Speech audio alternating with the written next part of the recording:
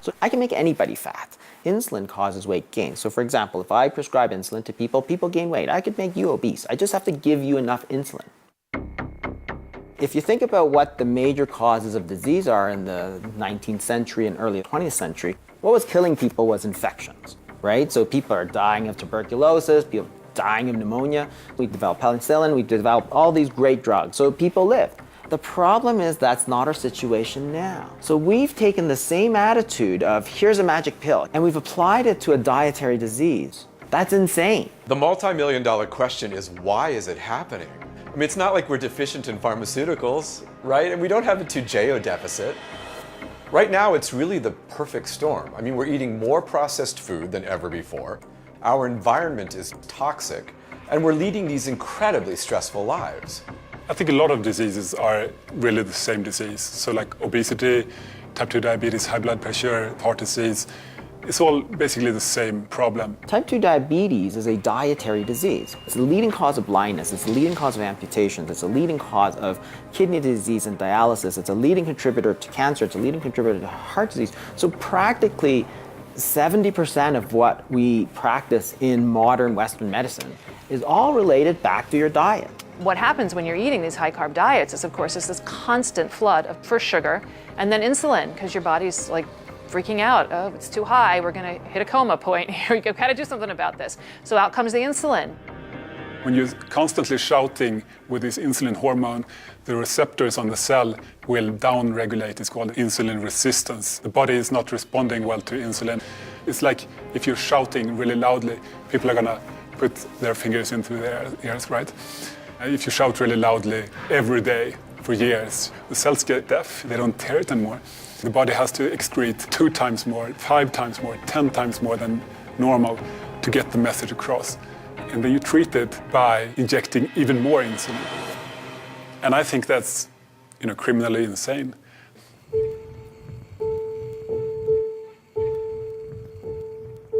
When you start on the Lantus, which is the long-acting insulin, you start at a certain number and then you gradually increase it by like 3 to 5 units a night based on what your sugars are. So I think I started out at 20. This is 4 years ago. And I was up to 55 in no time. When you look at diabetes, type 2, it affects every single system in your body. So it's not just the insulin and the sugars. You end up getting, I have peripheral neuropathy where I've lost feeling in my feet.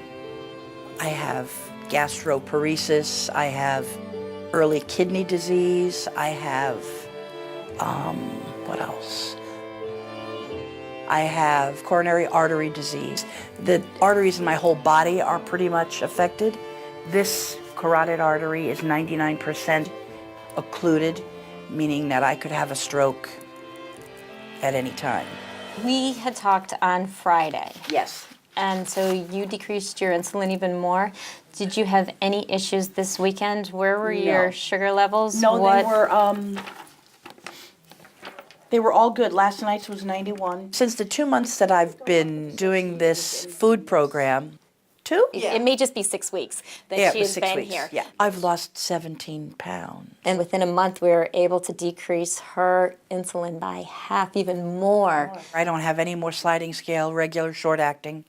I have the long term is down from 50 units to 20 units a night, which in the long run is going to save me a whole bunch of change. If things keep going the way they are, The possibility is that she could cure her diabetes with food. Can you imagine? I was hopeless. I was just getting fatter and fatter and sicker, and I really was at the end of my story. If I could inspire one person to stop and take a look at what's happening with their life, if it's in regards to your weight, depression, diabetes, understand that there's hope.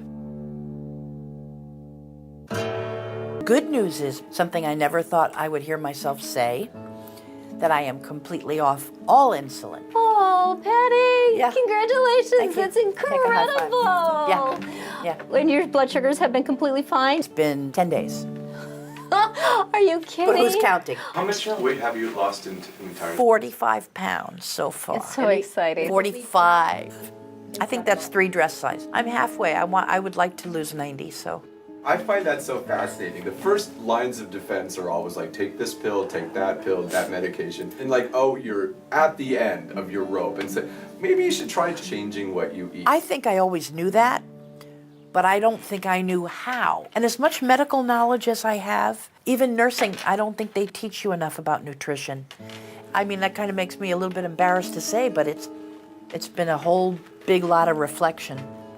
A whole new world opened up. I think that's what was amazing to me. I mean, I just, Yeah. Anyway, I can't I'm happy. thank you enough, so thank you for that. thank you.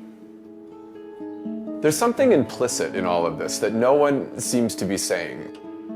The human body is a vastly complex system, but how we fuel it is really simple. If we fuel our bodies correctly, then the complexity should just take care of itself.